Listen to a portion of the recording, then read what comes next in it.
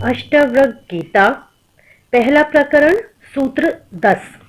जहाँ ये विश्व रस्सी में सर्प के समान कल्पित भासता है, वहीं आनंद परमानंद बोध है।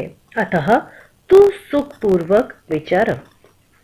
अष्टावक्र जी इस सूत्र में आत्मा एवं सृष्टि का संबंध बताते हुए कहते हैं कि आत्मा अरूप है, निराकार है।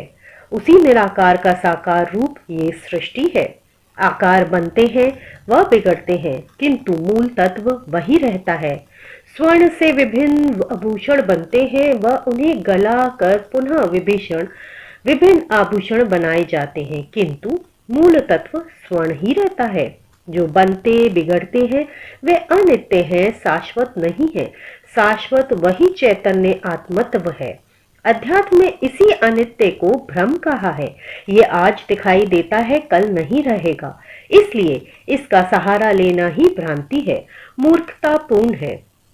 फिर अष्टावक्र कहते हैं कि सृष्टि रस्सी में जिस प्रकार कल्पित सर्प भासता है, वैसे ही ये सर्प के समान दिखाई देता है, किंतु है ये रस्सी जैसी। केवल तुम्हारी मनोदृष्टि से ही ये सर्प के समान दिखाई दे रही है। जैसी है उसका ज्ञान तुम्हें नहीं है। मनुष्य के मन में जैसे भाव होते हैं, ये संसार उसे वैसा ही दिखाई देता है, किंतु संसार उससे भिन्न होता है। मन में भूत का भय रहने पर जंगल में क्या घर में ही भूत दिखाई देगा? स्वप्न में भी भूत आकर छाती पर बैठ जाएगा। किसी को चांदनी प्यारी लगती है तो विरही को वे आग जैसी ज्ञात होती है। सुखी आदमी को अपना घर अच्छा लगता है तो दुखी को वही खाने को तोड़ता है। किसी को रस्सी सांप दिखाई देती है तो तुलसीदास जी को सांप भी रस्सी दिखाई दिया। किसी के लिए ये संसार फूलों की बगिया है तो किसी के लिए ये कांटों का वन है, जिसमें उलझ उलझ कर लोग मर रहे हैं। कुछ कहते हैं ईश्वर ने सृष्टि बनाई, ये बहुत सुंदर है। पर्वत, नदी, झरने, मैदान, वन, समुद्र, बादल, इंद्रधनुष, सूर्य, चांद बड़े सुंदर हैं। तो कुछ को इसमें दुख ही दुख दिखाई दिया। ये सब मनुष्य की दृष्टि है, उसके देखने का ढंग है। उसकी जैसी मानसिक स्थिति होती है, वैसी ही सृष्टि दिखाई देती है। ये दोष सृष्टि का नहीं, देखने वालों की दृष्टि का है। इसी प्रकार ज्ञानी व अज्ञानी की भी अपनी अपनी दृष्टि है। अज्ञानी को यह सृष्टि सत्य दिखाई देती है।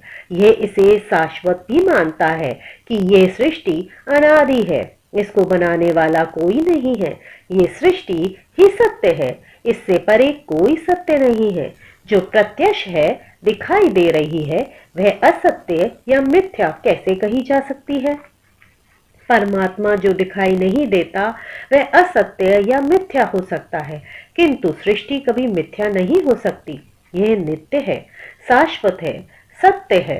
बुद्ध ने इस सत्य एवं मिथ्या का अच्छा विवेचन किया है कि यह सृष्टि भ्रांति नहीं है, मिथ्या भी नहीं है, सत्य भी है, किंतु शाश्वत नहीं है। इसलिए ये क्षणिक सत्य है, थोड़े समय के लिए सत्य है। पूर्ण सत्य उसी को कहा है जो शाश्वत है। जो शाश्वत नहीं वे सत्य नहीं हो सकता। अष्टावक्र की दृष्टि अनूठी है।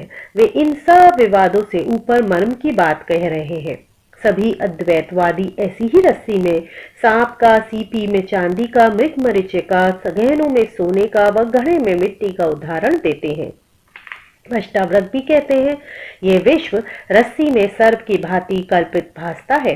इसका अर्थ ये नहीं है कि संसार नहीं है, ये संसार कल्पना मात्र है, बल्कि इसका अर्थ है संसार तो है, सृष्टि है। ये वन, पर्वत, नदियां, झरने सभी हैं। ये जीव, जंतु, वनस्पति आदि सभी हैं, किंतु इससे सुख की आशा करना मृगमरीचिका का समान है, जो कभी मिल नहीं सकता। यदि संसार में सुख मिलता तो आज की दुनिया भौतिक दृष्टि से बड़ी संपन्न है। आज कृषि, विज्ञान, यातायात, दूरदर्शन, दूरश्रवण आदि में अभूतपूर्व प्रगति की है। आज मनुष्य चांद पर जा पहुंचा, सूर्य, चांद, सितारों से आगे की जानकारी ले आया। बुद्धि का चरम विकास हो गया। जैसे लाखों वर्षों में नहीं हुआ वैसे इन 400 वर्षों में हो गया। आज सामान्य मनुष्य को भी घर में जितनी भौतिक सुविधाएं प्राप्त हैं उतनी 500 वर्ष पहले बड़े बड़े संपन्न व्यक्तियों को भी नहीं प्राप्त थी। फिर क्या कारण है कि मनुष्य दुखी है? तो वास्तविकता ये है कि मनुष्य की जितनी सुविधाएं बढ़ी हैं उतना ही वह अधिक दुखी हुआ है। आज जितनी चिकित्सा सुविधाएं बढ़ी हैं उतनी ही बीमारियां भी बढ़ गईं। जितने न्यायालय बढ़े उतने ही जुर्म बढ़ गए। जितनी भौतिक सुविधाएं बढ़ी उतना ही मनुष्य का नैतिक पतन अधिक हुआ। जितना ज्ञान बढ़ा उतना ही अज्ञान भी बढ़ गया। जितने साधु संत मंदिर मस्जिद गुरुद्वारे बढ़े उतना ही अधर्म भी बढ़ गया। जितना कृषि का व उद्योगों का विकास हुआ उतनी ही भुखमरी व बेकारी भी बढ़ गई। जितना अच्छाई लाने का प्रयत्न किया गया उतनी ही बुराई अपने आप बढ़ती गई। एक विपरीत समांतर व्यवस्था अपने आप बन गई। क्या कारण है इसका? इसका उत्तर किसी के पास नहीं, केवल अध्यात्म ही इसका उत्तर देता है कि इस सृष्टि में, इस संसार में, इन भोगों में सुख ढूंढना मूर्खता है। यह मगमरीचिका है, कभी मिल नहीं सकता, क्योंकि ब्रह्म वस्तुओं में सुख है ही नहीं, मिलेगा कहां से? ये सुख का सागर, वे आनंद का सागर जो तुम्हारे भीतर ही बह रहा है, जिसे प्राप्त किए बिना सुख नहीं मिल सकता, आनंद नहीं मिल सकता, उसे पालो तो तुम धन्य हो जाओगे। स्वामी रामतीर्थ ने कहा है, to seek pleasure and worldly obsess in main the home of flesh is within you. सांसारिक विषयों में आनंद ढूंढना व्यर्थ है, इस आनंद का निवास तुम्हारे भीतर है। अष्टावक्र इसी सत्य को प्रकट करते हुए कहते हैं कि ये संसार रज्जु के समान है, निर्जीव है, प्रकृति मात्र है, भौतिक है। ये तुमको न सुख देता है न दुख, निरपेक्ष है। ये तुम्हारे ऊपर है कि तुम इसका कैसे उपयोग करते हो। ये सर्पवत नहीं है, तुम्हें इससे डरने की आवश्यकता नहीं, विवेक से इसका उपयोग करना है। किंतु तुम इसमें सर्प की कल्पना करते भागे जा रहे हो, पसीना पसीना हो रहे हो। सर्पवत देखकर तुम्हारे हृदय की धड़कन बढ़ रही है। ये सब तुम्हारी भ्रांति के कारण है कि तुमने रस्सी को सर्प समझ लिया। तुम्हारी ये भ्रांति अज्ञान के कारण पैदा हुई है। अज्ञान अंधकार के कारण तुम इसके वास्तविक स्वरूप को नहीं देख पाए, इसलिए ये भ्रांति हुई है। अतः तुम ज्ञान चक्षुओं से जब तक इसका वास्तविक रूप नहीं देख लोगे तब तक भ्रांति मिटेगी नहीं। तुम ज्ञान प्रकाश से उसे देखना तो चाहते नहीं, वह हनुमान चालीसा का पाठ करते हुए भागे जा रहे हो। इससे तुम्हारी भ्रांति मिटेगी नहीं, वह तुम्हारी मानसिक दशा है। यदि भाग भी गए तो वही सपने में तुम्हारी छाती पर बैठेगा। अतः इस मानसिक बीमारी का इलाज प्रत्यक्ष दर्शन है कि तुम वास्तविकता जान लो, अपनी आंखों से देख लो, अन्य विधि काम नहीं आएगी। यही इस सूत्र का सार है।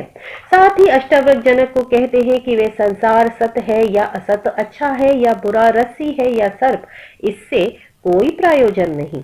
तू संसार नहीं, ना तू संसारी है, तेरे लिए भय का कोई कारण नहीं। तू आत्मा है, जो आत्मा परमानंद का भी आनंद है, फिर तेरे में दुख भय आदि कैसे व्याप्त हो सकता है? तू ज्ञानी ही नहीं, स्वयं ज्ञान है, बोध है, इसलिए तू सुख पूर्वक विचर। इस आत्मज्ञान से तेरे सारे संशय भ्रम दूर हो जाएंगे। संसार के प्रति जो तेरी दृष्टि है वे बदल जाएगी। जिस प्रकार स्वप्न में किसी को देखकर भय लगता है किंतु स्वप्न टूटने पर भय दूर हो जाता है, उसी प्रकार अज्ञानी ही संसार से भयभीत होता है। ज्ञान होने पर वह इस काल्पनिक भय से मुक्त हो जाता है। इति श्री सूत्र 10 पहला प्रकरण। मिलते हैं कल फिर एक नए सूत्र के साथ, तब तक के लिए नमस्ते।